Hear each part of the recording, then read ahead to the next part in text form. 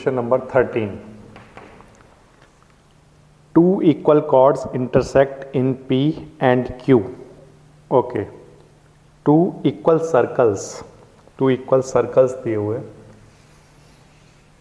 एक ये सर्कल है और एक और सर्कल है हमारे पास इस तरह से, और ये दोनों ए सर्कल जो कि इक्वल सर्कल है।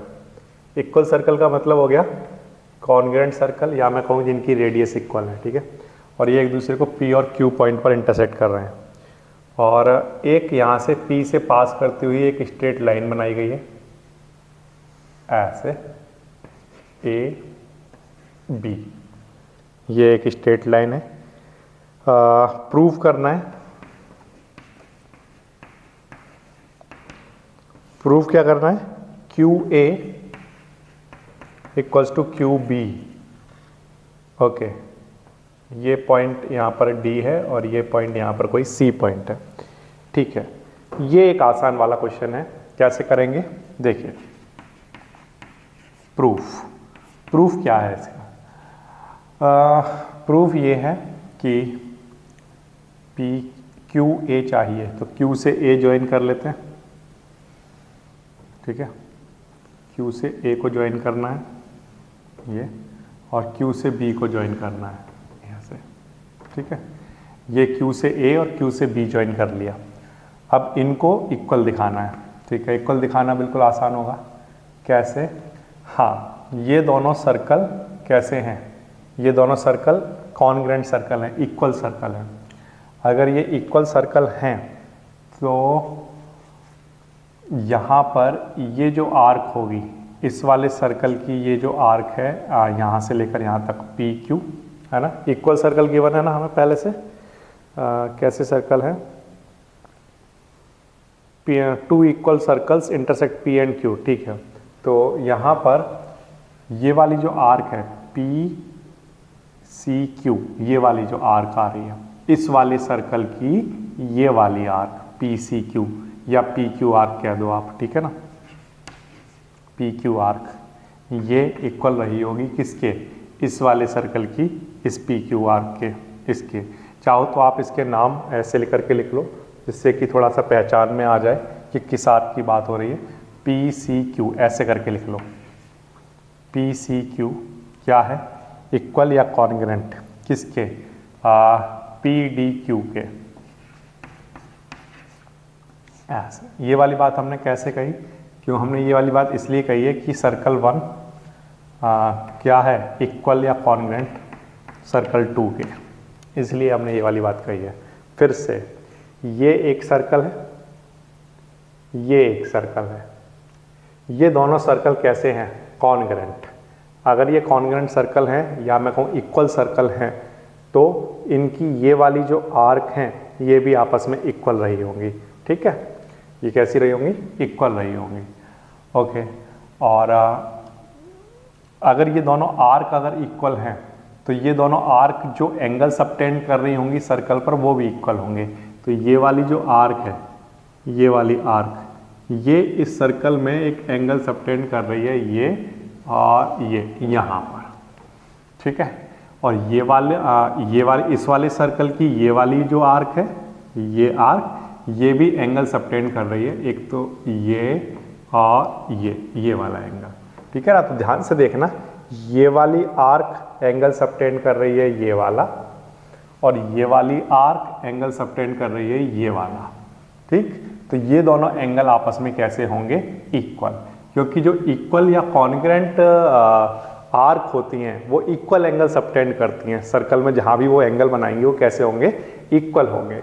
अब ये वाली आर्क दोनों कॉन्ग्रुएंट क्यों हैं? क्योंकि ये दोनों सर्कल कॉन्ग्रुएंट हैं, तो इसलिए मैंने कहा कि ये वाली आर्क कॉन्ग्रुएंट होंगी।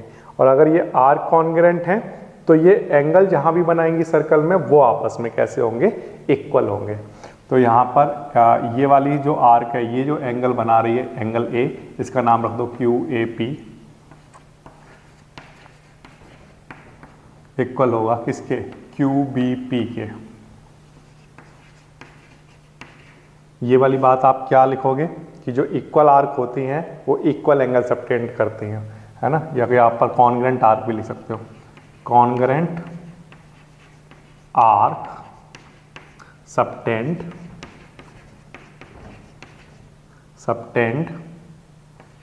Equal angle. ठीक है, एट द सेंटर भी आपने पढ़ा था या सर्कल में कहीं पर भी। ठीक है, तो ये दोनों एंगल आपस में कैसे हैं, इक्वल। अब इस वाले ट्रायंगल को देखो, क्योंकि उसने कहा था ए बी एक स्ट्रेट लाइन है, तो ये एक ट्रायंगल बन रहा होगा ए क्यू बी, ये क्या बन जाएगा, एक ट्रायंगल।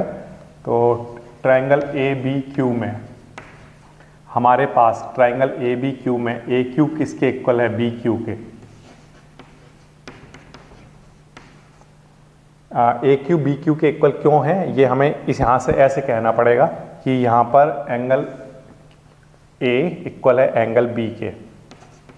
क्यू ए पी या क्यू ए पी की जगह आप चाहो तो क्यू ए बी लिख दो, फिर उसको, है ना, क्यू ए पी किसके इक्वल चल रहा था, क्यू बी पी के। तो इसमें आप इसको ऐसे लिख दो, एंगल क्यू ए बी, इस वाले एंगल का नाम क्यू ए पी की जगह क्यू ए बी रख दो, वो एक ही बात है। फिर क्यू बी पी की जगह क्यू बी ए रख दो। ठीक है, अब आप देखो इस वाले ट्रायंगल में अगर ये दोनों एंगल इक्वल हैं तो फिर ये दोनों साइड भी आपस में कैसी होंगी, equal, sides opposite to equal angle. तो ए क्यू और बी क्यू आपस में क्या होंगे, इक्वल। ये क्या है, sides opposite to equal angle. ठीक है बच्चों, इस तरह से करेंगे इसको। फिर से ये जो सर्कल है और ये जो सर्कल है ये आपस में इक्वल है। सर्कल इक्वल है, इस बात का मतलब ये है कि इनकी रेडियस इक्वल है। ठीक है, ऑफ कोर्स डायमीटर इक्वल है ना। और अगर ये सर्कल इक्वल है और अगर ये इस पॉइंट P और Q पर अगर कट कर रहे हैं और ये इक्वल सर्कल है, यानी कि जितना इधर होगा उतना ही इधर होगा, यानी कि ये आर्क और ये आर्क आपस में कैसी होगी, इक्वल। अगर इक्वल है, इक्वल टर्म की जगह आप कॉन्ग्रुएंट टर्म यूज करो कि ये आर्क और ये आर्क कैसी होगी, कॉन्ग्रुएंट। तो ये वाली आर्क जो एंगल बनाएगी और ये वाली आर्क जो एंगल बनाएगी वो एंगल भी आपस में कैसे होंगे, इक्वल। अब ये एक ट्रायंगल है, इसमें ये एंगल और ये एंगल आपस में इक्वल हैं, तो हम कहेंगे कि इनकी अपोजिट साइड्स भी आपस में कैसी होंगी, इक्वल रही होंगी। इस तरह से आप QA और QB आपस में इक्वल प्रूफ कर सकते हो। यहाँ पर आप चाहो तो QA और QB लिख लो, वो एक ही बात है, आप AQ या QAQ लिखो। ठीक है, ये क्या हो जाएंगे, आपस में इक्वल आ जाएंगे। Then prove that the chords are parallel if a diameter of circle, एक सर्कल का डायमीटर ले लो, ये दो कॉर्ड को बाइसेक्ट कर रहा है, एक कॉर्ड ये है और एक कॉर्ड को ये कॉर्ड है। ठीक है, ये कॉर्ड है AB, ये कॉर्ड है सपोज करो PQ और ये डायमीटर है सपोज करो कुछ भी LM, ऐसे। ये जो डायमीटर है ये इन दोनों कॉर्ड को बाइसेक्ट कर रहा है, तो यहाँ पर कुछ भी नाम रख लो, यहाँ पर रख लो N, यहाँ पर रख लो कुछ O, कुछ भी। ठीक है, ऐसे। तो ये जो डायमीटर है ये AB और PQ कॉर्ड को बाइसेक्ट कर रहा है, इस बात का मतलब ये और ये इक्वल है, ये टर्म और ये इक्वल है। ठीक है, तो क्या प्रूफ करना है, प्रूफ करो कि ये दोनों कॉर्ड पैरेलल हैं।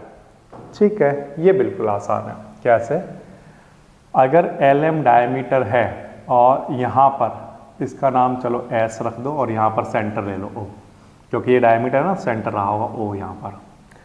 अब देखो सेंटर से जब यहाँ पर जाओगे तो क्योंकि ये बाइसेक्ट हो रही है इसलिए ये एंगल कितना होगा, 90 डिग्री। ये हमने थ्योरम पढ़ी है। ठीक है ना, सेंटर से जब यहाँ पर जाओगे तो क्योंकि ये बाइसेक्ट हो रहा है तो इसलिए ये 90 डिग्री रहा होगा। ऐसे ही सेंटर से जब यहाँ आओगे तो क्योंकि ये बाइसेक्ट कर रहा है तो इसलिए ये टर्म क्या रहा होगा, 90 डिग्री। ठीक है, तो ये सबसे पहले आप लिखो एंगल ONA कितना रहा होगा, 90 डिग्री, क्योंकि ON bisect AB, because ON क्या कर रहा है, बाइसेक्ट कर रहा है AB को, इसलिए ON ही 90 डिग्री रहा होगा। ऐसे ही एंगल ओ एस पी या ओ एस क्यू ऐसे ले लो, ठीक है। ये ओ एस क्यू कितना 90 डिग्री, ये एंगल भी 90 डिग्री रहा होगा या नहीं? हाँ रहा होगा। क्यों?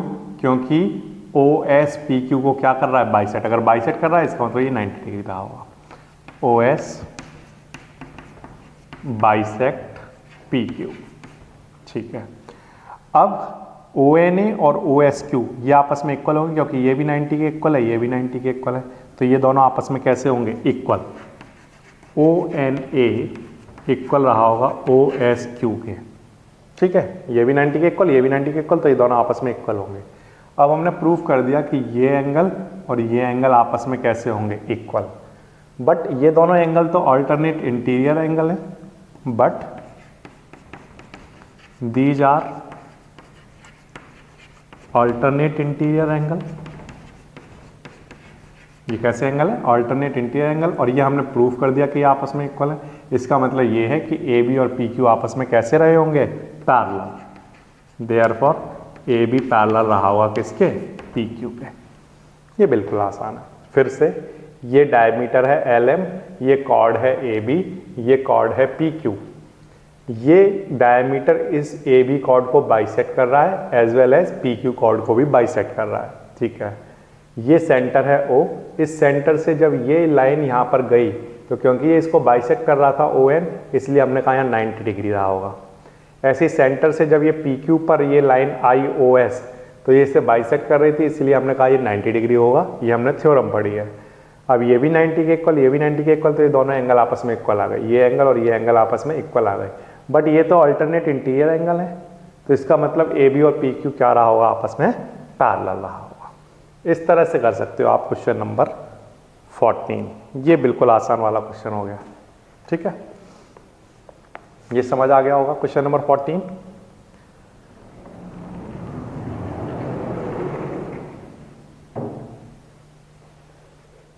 ओके, इसके बाद बच्चों नेक्स्ट क्वेश्चन नंबर 15 पर आ जाते हैं। In the adjoining figure two circles with centre at A and B of radii 5 cm and 3 cm touch each other internally। Okay, एक ये सर्कल है और एक और सर्कल है यहाँ पर,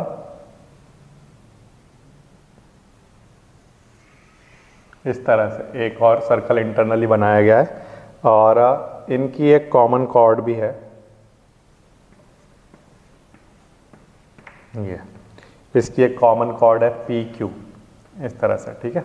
कॉमन कॉर्ड पी क्यू है और इसका सेंटर बड़े वाले का है ए, ठीक है, और छोटे वाले का है सेंटर ये बी, ऐसे, ठीक है, इस तरह से। और ए से बी को ज्वाइन किया हुआ है और ये जो ज्वाइन करने पर ये जो कॉमन कॉर्ड इसको कट कर रहा है ये एल पर कर रहा है, एल ऐसा, ठीक है बच्चों। और क्या करना है? Find the length P Q. अच्छा, कॉमन कॉर्ड की लेंथ फाइंड करनी है, ठीक है, कर देंगे। देखिए ये एक सर्कल है, सिर्फ इसको ध्यान दो, ये एक सर्कल है, इस सर्कल में ये रेडियस होगी। यहाँ से अगर मैं देखो खींचता हूँ तो ये कितना होगा? 5। मतलब मैं केवल ये दिखा रहा हूँ कि ये यहाँ से ये सेंटर है ना, तो सेंटर से लेकर यहाँ तक की जो रेडियस है वो कितनी है? 5 सेंटीमीटर, ठीक है बच्चों, 5। क्लियर है बात? और ये भी एक सेंटर है, तो इस सेंटर से यहाँ तक की भी रेडियस रही होगी, ये कितना है? 3 सेंटीमीटर। तो अगर यहाँ से लेकर यहाँ तक 5 है, यहाँ से लेकर यहाँ तक 3 है, ये छोटे वाले सर्कल की रेडियस है और ये बड़े वाले सर्कल की रेडियस है 5। तो बताओ ए एल कितना होता होगा? तो आंसर है कि अगर आपको ए बी कितना होता होगा, सॉरी ए बी कितना होगा, तो आंसर है 5 सेंटीमीटर में से 3 सेंटीमीटर को माइनस कर दो तो क्या बच जाएगा? A B. ये वाली बात समझ आ रही है? इस वाले सर्कल का सेंटर है ये ए, तो इसकी रेडियस 5 है, तो यहाँ से लेकर यहाँ तक कितना होगा? 5, ठीक है।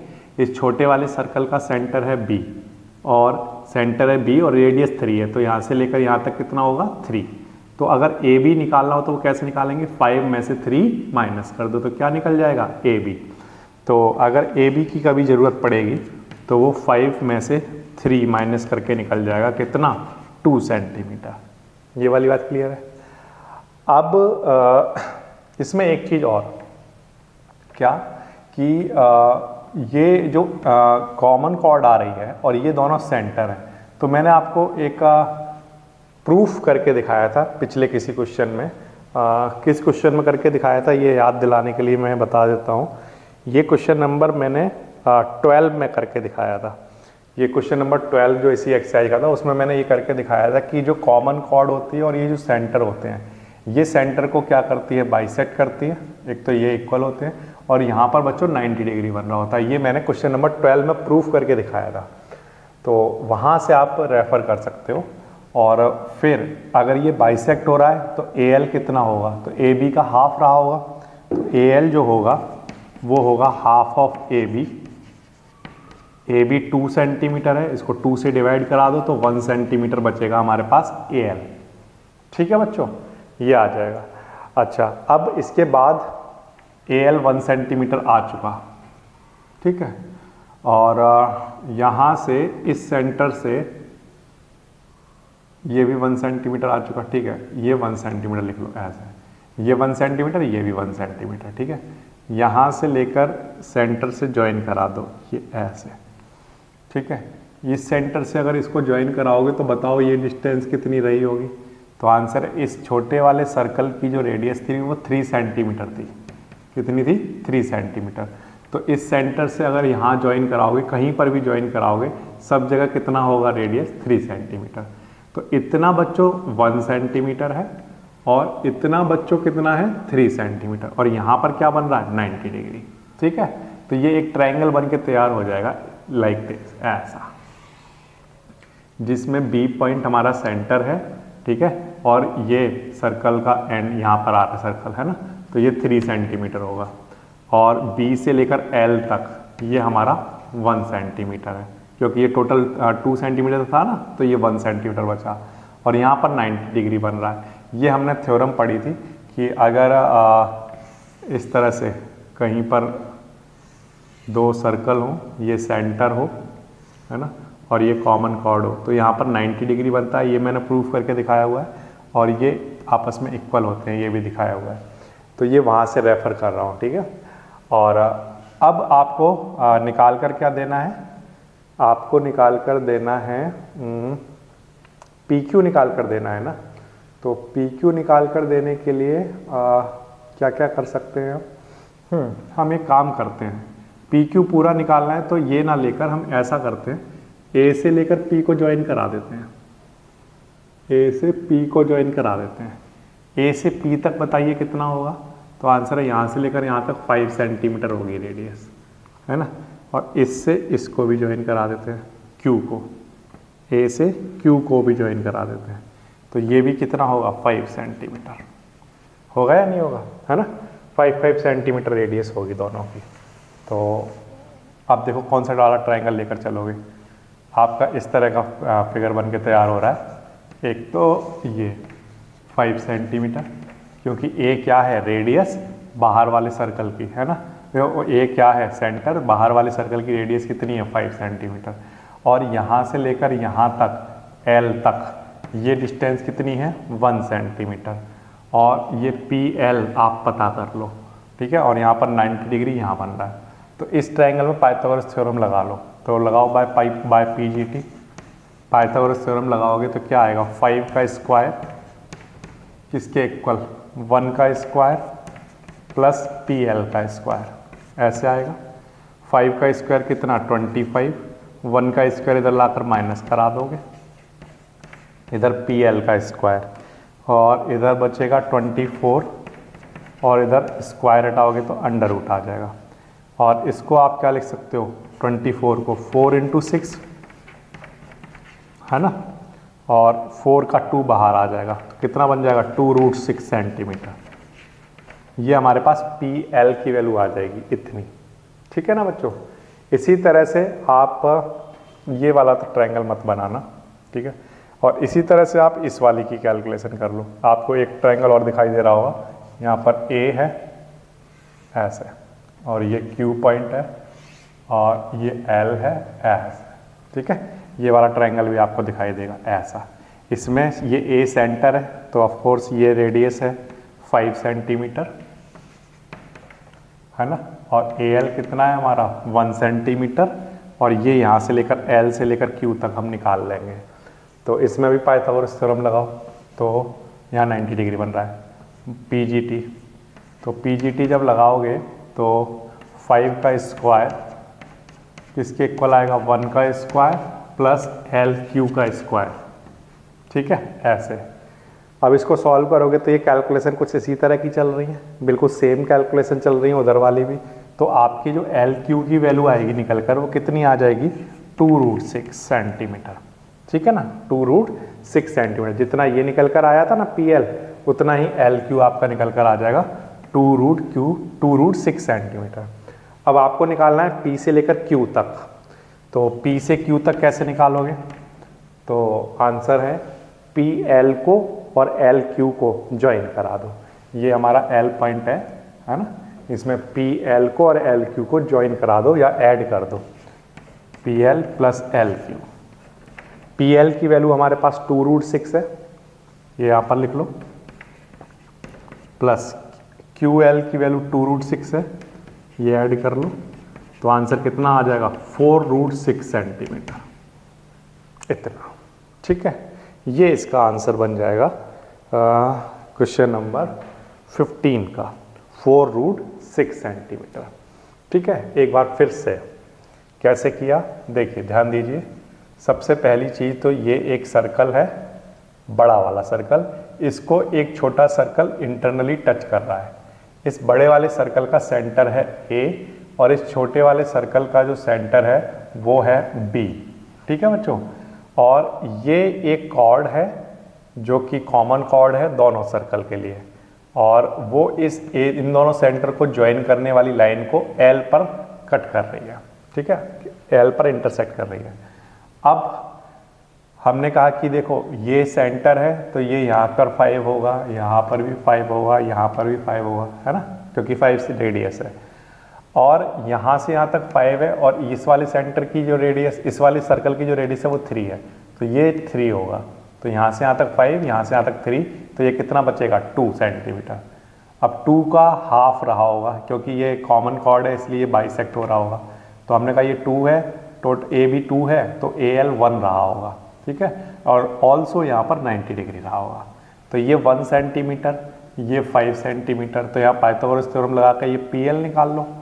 फिर ये 5 सेंटीमीटर है, ये 1 सेंटीमीटर है, और ऑफ कोर्स यहाँ पर 90 डिग्री बन रहा है, तो फिर क्यू एल निकाल लो। फिर पी क्यू निकालने के लिए पी एल और क्यू एल को क्या कर दो, ऐड करा दो, तो आपका आंसर बन जाएगा। इस तरह से होगा क्वेश्चन नंबर 15। क्वेश्चन नंबर 16 पढ़ रहा हूँ। एक फिगर गिवन है, सबसे पहले फिगर बना रहा हूँ, और ये फिगर इस तरह से है। यहाँ पर डी पॉइंट है, ये सेंटर है ओ, और ये कोई एक एक्सटर्नल पॉइंट है सी, ठीक है, और ओ से ये ए ऑफ कोर्स रेडियस है, ओ बी ये भी एक रेडियस है, और ए बी सी को ज्वाइन कर गया है, ठीक है। तो हम एक काम करते हैं, पहले इसको ऐसे ज्वाइन करते हैं ऐसे, और बी पॉइंट हम यहाँ पर लिख देते हैं ऐसे, और ओ से बी को ज्वाइन करा दिया। ये इस तरह का फिगर गिवन है, और यहाँ पर x गिवन है, यहाँ पर y गिवन है ऐसे। क्या प्रूफ करना है, x = 3y। To prove x = 3y, ये प्रूफ करना है। जबकि गिवन क्या है, BC एंड OB इक्वल हैं, BC ये and OB, BC and OB, BC और OB आपस में इक्वल हैं, ठीक है, and CO is joint. Okay, ये सब कुछ हमें गिवन है, BC और OB इक्वल गिवन है, ठीक है। देखिए प्रूफ तो बिल्कुल आसान है। कैसे, ये OB और BC आपस में इक्वल है, OB इक्वल्स टू BC। अगर ये इक्वल हैं तो इसके सामने वाले दोनों एंगल इक्वल होंगे, ये एंगल और ये एंगल भी आपस में इक्वल होगा। तो यहाँ पर BOC इक्वल होगा BCO के, angle opposite to equal side.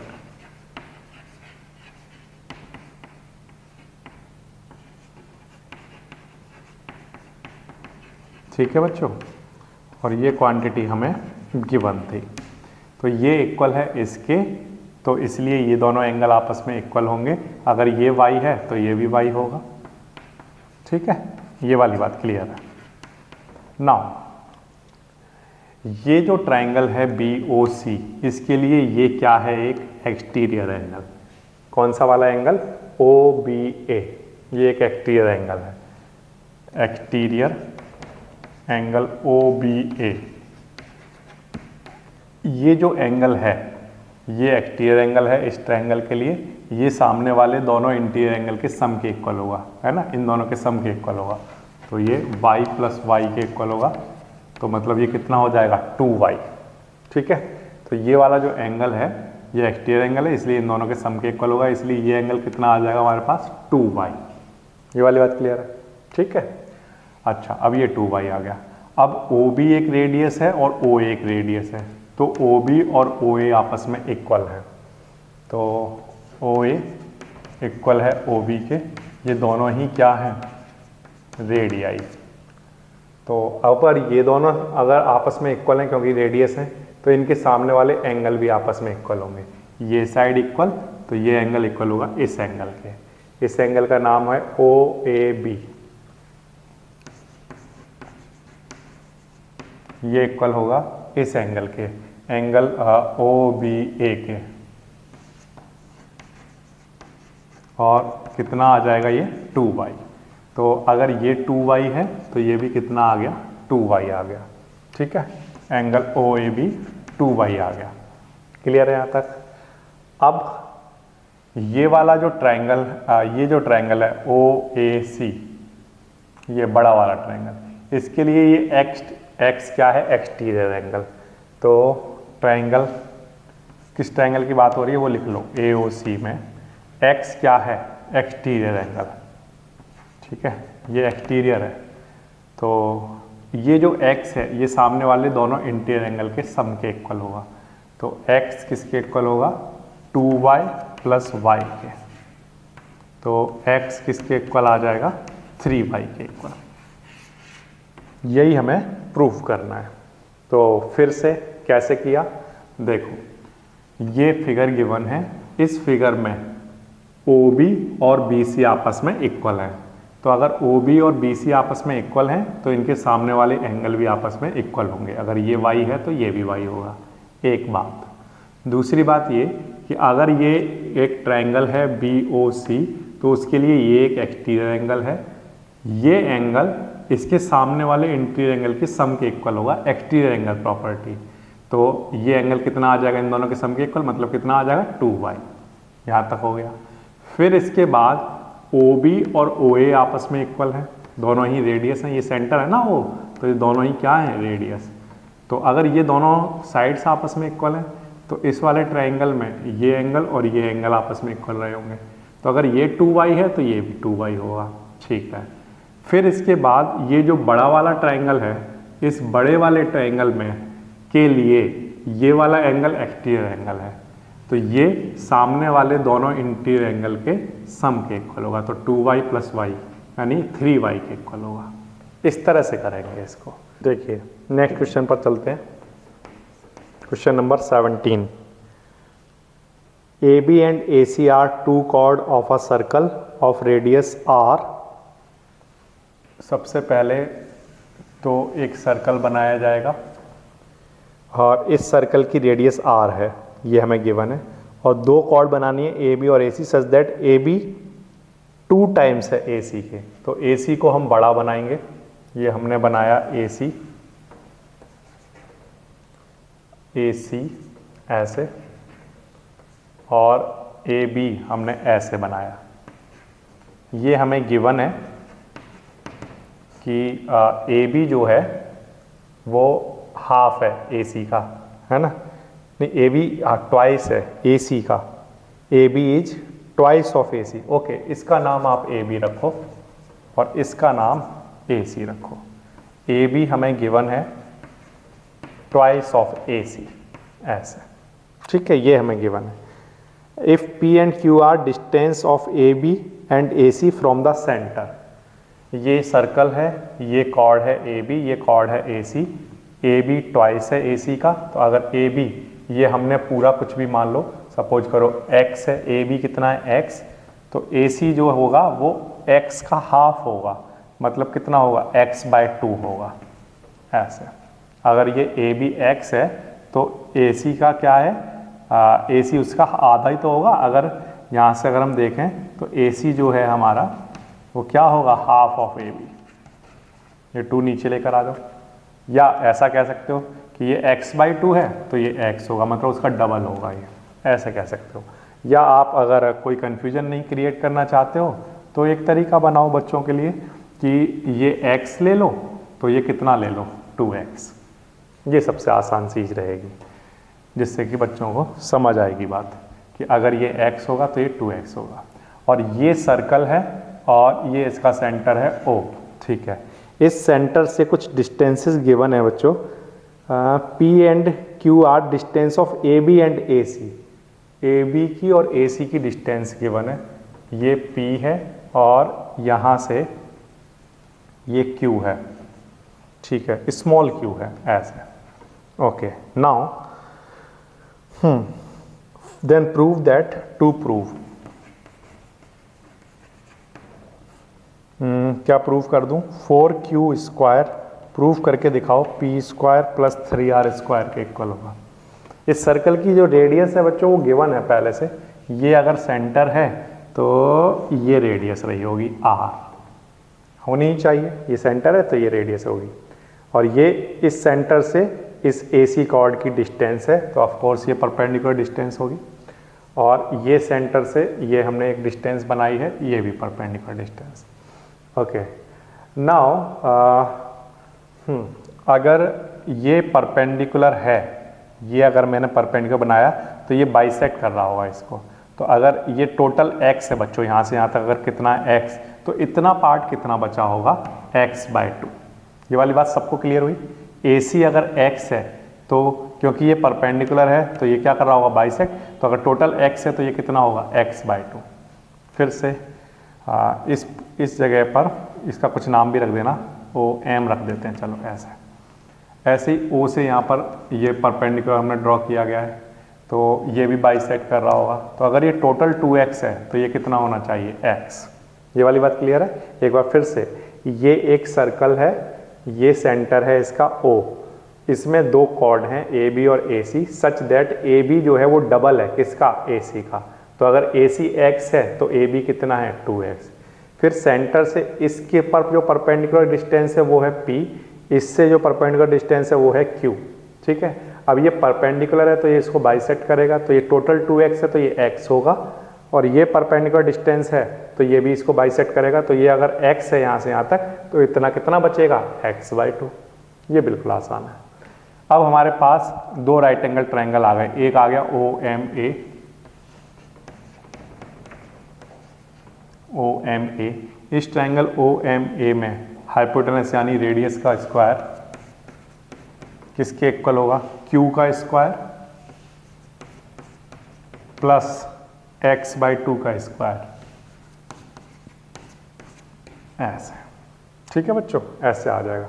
तो यहाँ से r square equals to Q square plus x²/4 ये आ जाएगा, और यहाँ से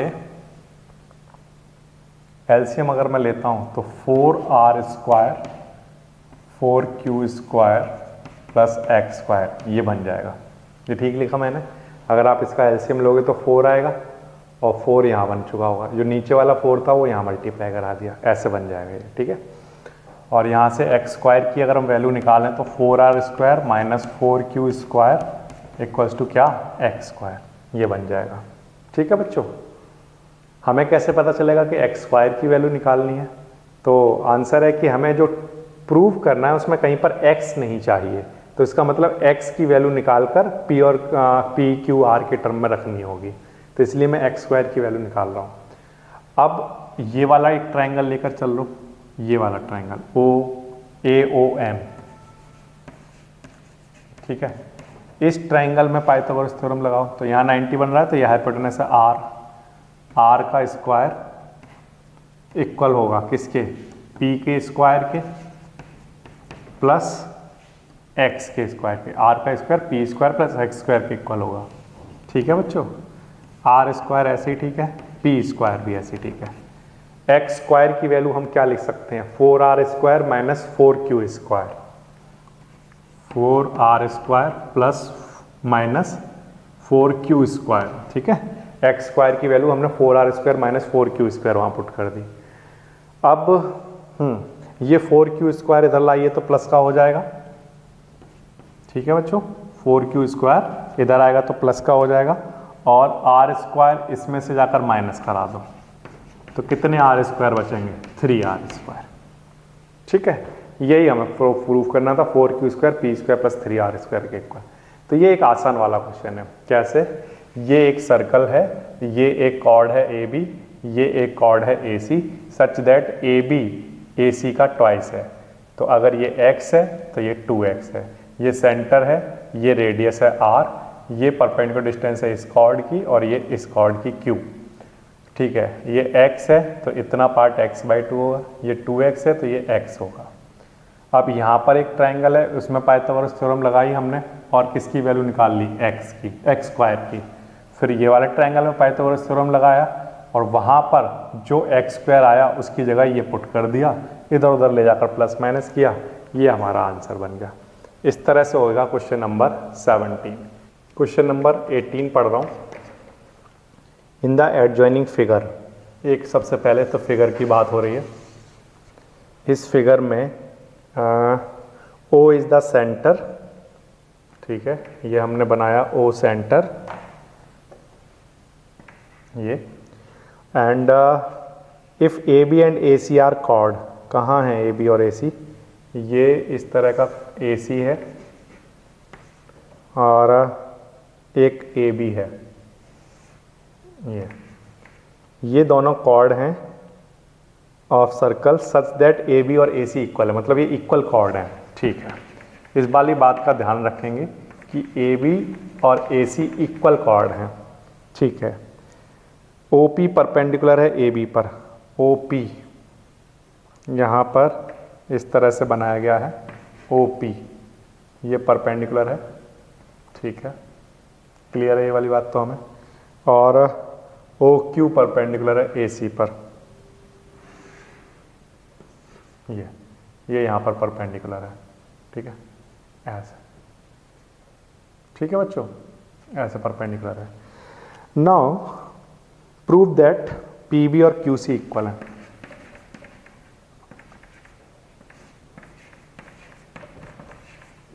ये इक्वल प्रूफ करने हैं, जबकि पी से बी को ज्वाइन किया और क्यू से सी को ज्वाइन किया, ऐसे। ठीक है, और इन पॉइंट्स का भी कुछ नाम है क्या, एम और एन। इस पॉइंट का नाम है एम और इस पॉइंट का नाम है एन। अब देखो, पी बी और क्यू सी इक्वल अगर लाने हैं तो इसका सिर्फ और सिर्फ एक बिल्कुल आसान वाला जो तरीका वही है कि इन दोनों ट्रायंगल को कॉन्ग्रुएंट प्रूफ कर लो। इन दोनों ट्रायंगल कॉन्ग्रुएंट प्रूफ करके बाय सीपीसीटी कह दो कि पी बी और क्यू सी इक्वल है। अब इनको कॉन्ग्रुएंट प्रूफ करने के लिए हमें तीन क्वांटिटी इक्वल दिखानी पड़ेंगी। एक तो दिख रही है कि इस वाले ट्रायंगल में एंगल एम और इस वाले ट्रायंगल का एंगल एन, ईच 90 डिग्री। इसके अलावा और क्या ले सकते हैं, इसके अलावा और क्या ले सकते हैं, एक काम कर सकते हैं क्या, कि अगर ये सेंटर है और ये यहाँ पर परपेंडिकुलर है तो ये इस कॉर्ड को बाइसेक्ट कर रहा होगा, है ना। तो यानी कि ए बी का हाफ और इधर ये सेंटर है, ये परपेंडिकुलर है, तो ये भी इसको बाइसेक्ट कर रहा होगा। तो यानी कि ए बी और ए सी के जो हाफ पार्ट हैं ये आपस में इक्वल आ जाएंगे। तो देखो, प्रूफ में सबसे पहली चीज़ यही लिख लो कि हमें गिवन है कि ए बी इक्वल है ए सी के, ठीक है, ये वाली बात हमें गिवन है। अगर ए बी और ए सी इक्वल हैं तो इनके हाफ भी आपस में इक्वल होंगे, ए बी का हाफ और ए सी का हाफ आपस में इक्वल होगा। हाफ ऑफ ए सी को मैं क्या लिख सकता हूँ, सी एन, है ना, क्या लिख सकता हूँ, सी एन, और हाफ ऑफ ए बी को मैं क्या लिख सकता हूँ, बी एम, है ना, क्योंकि सेंटर से जब ये आ रहे हैं तो बाइसेक्ट हो रहा होगा, तो यानी ये और ये इक्वल होंगे, तो यानी कि ए बी के हाफ को बी एम लिख सकते हैं। सेंटर से ये लाइन परपेंडिकुलर है यहाँ पर, तो ये भी बाइसेक्ट हुआ होगा, तो यानी कि ए सी के हाफ को हम सी एन लिख सकते हैं। हम चाहें तो ए एन भी लिख सकते हैं, बट हम यहाँ सी एन लिख रहे हैं, ठीक है। इससे क्या होगा कि इस वाले ट्रायंगल का सी एन और इस वाले ट्रायंगल का बी एम आपस में इक्वल आ गया। अब दो चीज़ें इक्वल दिखने लग गई, ये और ये 90 डिग्री और ये साइड, ठीक है। अब हमें एक चीज़ और चाहिए होगी कॉन्ग्रुएंट प्रूफ करने के लिए, वो भी हम कर सकते हैं। कैसे? हमने कहा ओ एम और ओ एन आपस में इक्वल होगा। क्यों? क्योंकि ए बी और ए सी कैसे हैं, इक्वल, और जो इक्वल कॉर्ड होती हैं वो इक्वी डिस्टेंस होती हैं, कहाँ से, सेंटर से। ये थ्योरम हमने पढ़ी है। तो क्योंकि ए सी और ए बी कॉर्ड आपस में इक्वल हैं, इसलिए इनकी जो सेंटर से डिस्टेंस होंगी वो भी आपस में इक्वल रही होंगी। तो ओ एम इक्वल है किसके, ओ एन के। यहाँ पर लिख देना बच्चों, equal chords are equidistance from the centre.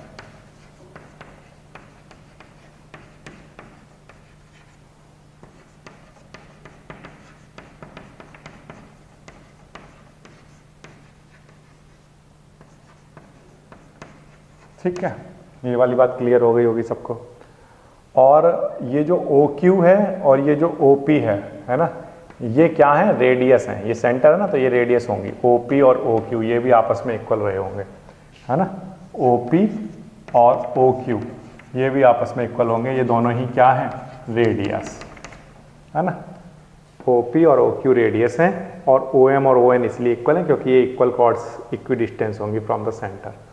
अब ये जो इक्वेशन है, इस इक्वेशन में से इस इक्वेशन को सब्ट्रैक्ट करा दो, ठीक है।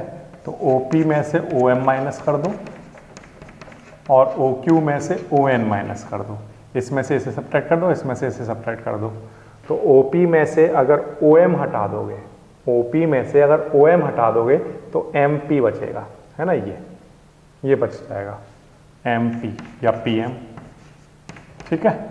ऐसे ही OQ में से अगर ON हटा दोगे तो NQ या QN बच जाएगा, ठीक है, ये आ जाएगा,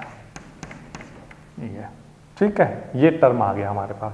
अब हमारे पास PM और QN भी आपस में इक्वल आ गया।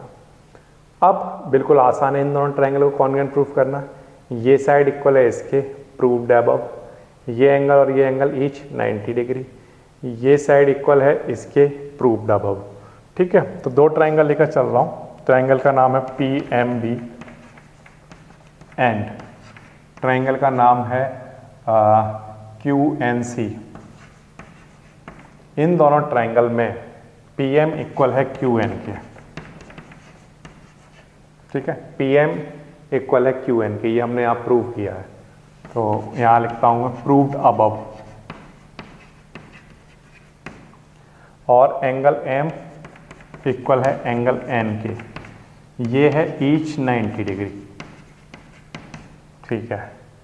और ये MB और NC ये भी आपस में इक्वल है। ये हमने यहाँ प्रूव किया था कि BM और CN आपस में इक्वल हैं।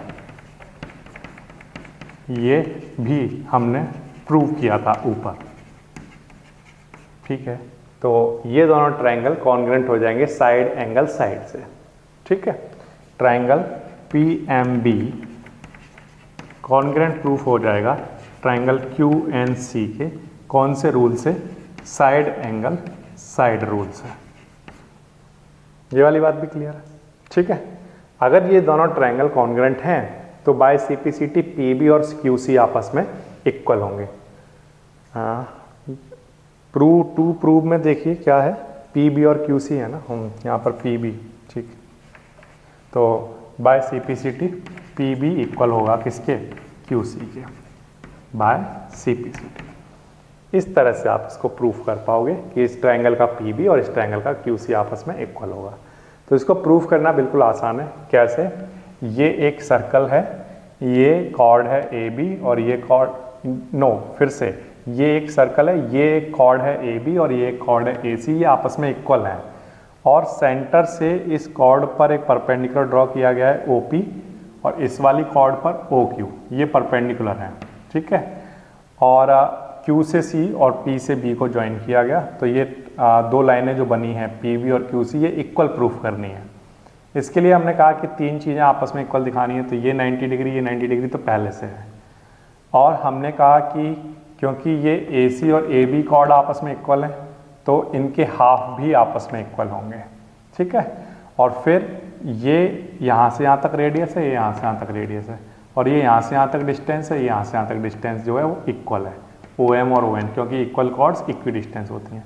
तो इसमें से जब ये पार्ट हटाते हैं तो ये आ जाता है, इसमें से जब ये पार्ट हटा देते हैं तो ये इक्वल आ जाते हैं, तो ये पार्ट और ये इक्वल हो गया। फिर साइड एंगल साइड से ये दोनों ट्रायंगल कॉन्ग्रुएंट हो गए, फिर बाय CPCT PB और QC आपस में इक्वल आ जाएगा। इस तरह से करोगे आप क्वेश्चन नंबर 18।